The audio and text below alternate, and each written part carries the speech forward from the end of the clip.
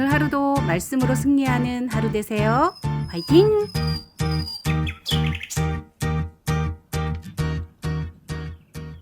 제5장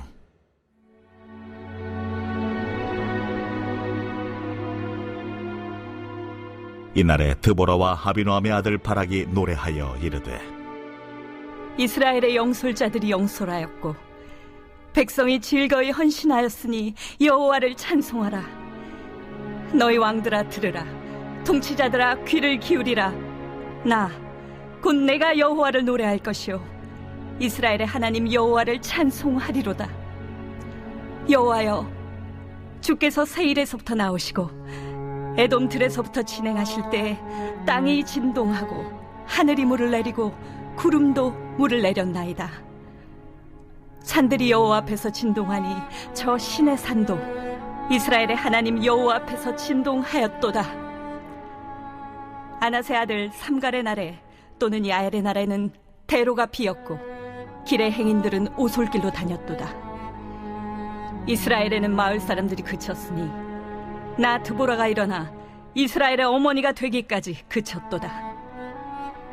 무리가 새 신들을 택하였으므로 그때의 전쟁이 성문에 이르렀으나 이스라엘의 4만 명 중에 방패와 창이 보였던가? 내 마음이 이스라엘의 방백을 사모함은 그들이 백성 중에서 즐거이 헌신하였음이니 여호와를 찬송하라. 흰 나귀를 탄 자들, 양탄 자에 앉은 자들, 길에 행하는 자들아 전파할지어다. 활 쏘는 자들의 소리로부터 멀리 떨어진 물 깃는 곳에서도 여호와의 공의로우신 일을 전하라. 이스라엘에서 마을 사람들을 위한 의로우신 일을 노래하라. 그때의 여호와의 백성이 성문에 내려갔도다. 깰지어다, 깰지어다. 드보라여, 깰지어다, 깰지어다. 너는 노래할지어다, 일어날지어다. 바락이여, 아비노함의 아들이여, 내가 사로잡은 자를 끌고 갈지어다. 그때 남은 귀인과 백성이 내려왔고 여호와께서 나를 위하여 용산을 치시려고 내려오셨도다. 에브라임에게서 나온 자들은 아말렉에 뿌리 박힌 자들이요 베냐민은 백성들 중에서 너를 따르는 자들이요 마길에게서는 명령하는 자들이 내려왔고 스불론에게서는 대장군의 지팡이를 잡은 자들이 내려왔도다. 이사갈의 방백들이 드보라와 함께하니 이사갈과 같이 바락도 그의 뒤를 따라 골짜기로 달려내려가니 루벤 시냇가에서 큰 결심이 있었도다. 내가 양의 우리 가운데 앉아서 목자의 피리 부는 소리를 들으면 어찌 됨이냐. 루벤 시냇가에서 큰 결심이 있었도다. 길앗은 요단강 저쪽에 거주하며 다는 배에 머무름이 어찌 됨이냐. 아셀은 해변에 앉으며 자기 항만에 거주하도다. 스불론은 죽음을 무릅쓰고 목숨을 아끼지 아니한 백성이요 납달리도 들의 높은 곳에서 그러하도다. 오늘 본문 말씀은 드보라와 바락의 찬양을 기록하고 있습니다. 5장 1절을 보면 이날에라고 시작하고 있습니다. 이날에 드보라와 바락이 하나님을 찬양했다는 것입니다. 이날은 어떤 날일까요? 이날은 드보라와 바락에게 놀라운 승리를 주신 날입니다. 모든 전쟁이 다 끝난 후에 그들은 아무리 생각해봐도 어떻게 가나안 왕 야빈의 군대 장관 시스라를 이길 수 있었는지 인간적인 생각으로는 이해할 수 없었습니다. 아무런 무기도 없는 그들이 어떻게 군대 장관 시스라와 철병거 900대를 상대할 수 있었는지 논리적으로 합리적으로 이해할 수 없는 것입니다. 이 시스라의 철병거 앞에 절망하고 했고 좌절했습니다. 그들과 싸워서 이긴다는 것은 상상할 수 없는 일이었습니다. 어느 정도 전력이 되어야 싸워볼 텐데 싸워보나 마나 패배할 것이 분명한 정투였습니다. 그러나 하나님의 도우심과 인지하심으로 인하여서 승산이 없는 전투에서 대승을 하였습니다. 그래서 그들은 하나님의 위대하심을 찬양합니다. 아무리 생각해보아도 이것은 인간의 힘으로 이루어진 일이 아니기 때문입니다. 상대방이 가진 무기는 철병거 900대입니다. 이스라엘은 별다르게 탁월한 무기 하나 없습니다.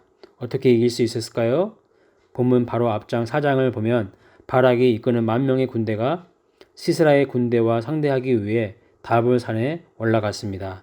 그런데 이 정보가 시스라에게 들어갔고 시스라는 바락과 10,000명의 이스라엘 군대와 전투하기 위해 군사와 철병거 900대를 총동원하여 기송강에 진을 쳤습니다.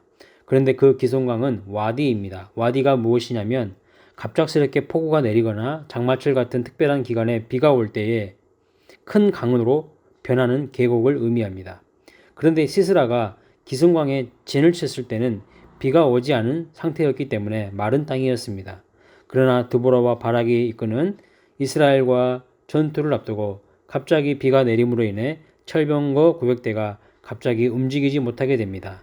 왜냐하면 갑자기 불어난 물로 인해서 철병거의 바퀴가 진흙 땅에 박히고 거대한 물살에 휩쓸려 움직이지 못하게 된 것입니다. 하나님이 그 시간에 개입하셔서 철병거를 모두 고철덩어리로 쓸모없는 것으로 만들어 버리신 것입니다. 그래서 이스라엘 군대는 이 틈을 타고 혼비백산이 된 시스라의 군대를 완전히 박살낸 것입니다. 오늘 본문 4절에서 그 내용을 이야기하는 것이죠. 어제 새벽 본문이었던 4장에서는 비가 왔다는 내용이 없습니다. 그러나 오늘 본문 5장에 나타난 드보라와 바락의 노래에서는 하나님이 비를 내리셔서 철병거를 완전 무력하게 만드셔서 결국 승리하게 하셨다는 고백을 하고 있습니다. 이 사실을 통해서 우리에게 교훈하는 것이 무엇입니까? 비록 우리가 부족하다 할지라도 하나님의 말씀을 믿고 순종하면 하나님이 함께 하셔서 비상한 방법으로 이기게 하신다는 것입니다. 우리에게 요구되는 것은 하나님을 신뢰함으로 순종하는 것입니다. 이스라엘은 가나안 왕 야빈의 군대 장관 시스라와 철병거 900대를 상대할 힘이 없었습니다. 그럼에도 불구하고 자원하는 헌신과 순종과 하나님의 능력으로 승리한 것입니다. 드보라와 바락은 하나님의 위대하심과 역사하심을 찬양하면서 동시에 정말 연약한 환경과 상황에서도 헌신하고 순종한 이스라엘 백성들도 칭찬하며 격려합니다. 본문 2절에 보면 백성들이 즐거이 헌신하였다고 기록합니다. 9절에도 보면 그들이 백성 중에서 즐거이 헌신하였다고 말씀합니다. 하나님을 신뢰하고 순종하는 자에게 하나님이 주시는 기쁨과 하나님의 살아계심을 경험하게 됩니다. 본문 6절과 8절을 자세히 살펴보면 그때 당시의 사회적인 분위기를 알 수 있습니다. 아낫의 아들 삼갈의 날에 또는 야엘의 날에는 이렇게 삼갈과 야엘의 날이라고 합니다. 드보라는 당시를 블레셋과 가나안 왕 야빈의 지배 시기로 부르지 않았습니다. 삼갈과 야엘 이 두 사람은 하찮은 도구를 이용해 적을 무찌른 용맹한 사람인데 이방인이었습니다. 계속해서 6절 중간부터 7절의 말씀을 보면 당시 시대를 어떻게 묘사합니까? 대로가 비었고 길의 행인들은 오솔길로 다녔다. 이스라엘 마을에는 사람들이 그쳤다고 표현합니다. 그것이 무슨 뜻일까요? 행인들은 대로로 다니는 것이 맞고 이스라엘 마을에는 사람들이 넘쳐나야 하는 것이 아니겠습니까? 그런데 오솔길로 다니고 마을에 사람이 그쳤다는 표현은 사람들이 다 숨어 지냈다는 의미입니다. 사람들이 돌아다니지 않았다는 것입니다. 왜 그랬을까요? 그만큼 그 시대적 상황이 적들로 인해 매우 좋지 않았다는 것을 의미합니다. 그런데 이런 시대적 상황에서 누가 등장합니까? 하나님이 어떤 사람을 사용하십니까? 드보라를 사용하십니다. 드보라는 여자 사사입니다. 왜 하나님은 여자 사사를 사용하셨을까요? 삼갈과 야엘도 소모는 막대기로 적들을 무찌른 사람들이요 이방인이라고 말씀하셨습니다. 사사시대의 사사를 보면 왼손잡이 에웃도 있었습니다. 왼손잡이라는 것은 오른손을 사용하지 못하는 장애인이라는 뜻입니다. 시대가 혼란하고 타락하니 하나님을 제대로 믿고 열심히 믿는 사람들이 없었습니다. 자신의 안일과 목숨을 복원하고자 숨어서 지냈다는 것입니다. 남성 중심, 이스라엘 중심, 건강한 사람 중심의 사회에서 인물들이 나오지 않았습니다. 그러나 하나님은 그들이 제 역할을 하지 못하니 여자 사사 드보라를 사용하십니다. 왼손잡이 사사 에웃, 장애인을 사용하십니다.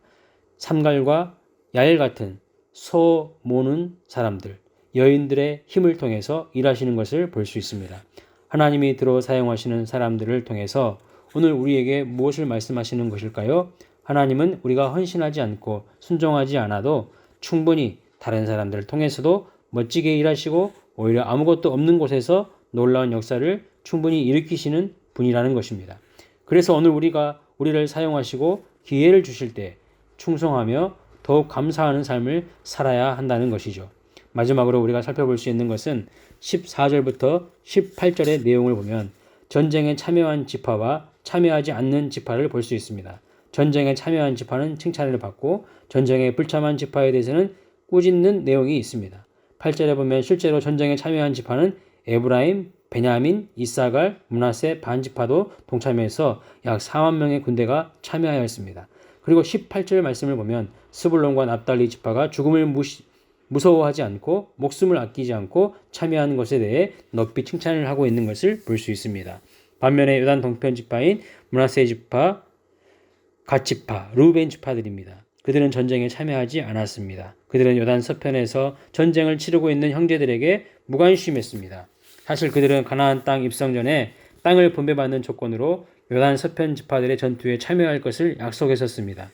그러나 그들은 물과 목초지가 풍부하고 안락했기 때문에 그것을 버리고 전쟁에 참여하는 것을 고심하고 미루다가 결국 출정하지 않았습니다. 이처럼 오늘 우리도 마땅히 하나님의 백성으로서 동참하고 참여해야 할 중요한 하나님 나라의 일에 대해서 무관심하고 있지 않습니까? 그저 편안함과 안락한 삶을 위해서 살아가는 삶의 목적으로 살고 있지는 않습니까?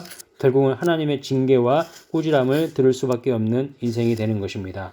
형제의 고난에 외면하고 하나님의 뜻을 이루는 삶에 소극적이고 무관심하다 보면 어려운 삶에 직면했을 때 하나님도 외면하실 것입니다. 내 일이 아니고 내 문제가 아니라는 이유로 강 건너 불 보듯 남의 아픔을 구경만 하고 있지는 않습니까? 오늘 우리도 우리의 삶을 승리로 인도하시는 하나님의 은혜와 능력을 찬양하시는 승리의 날이 되시기를 축복합니다.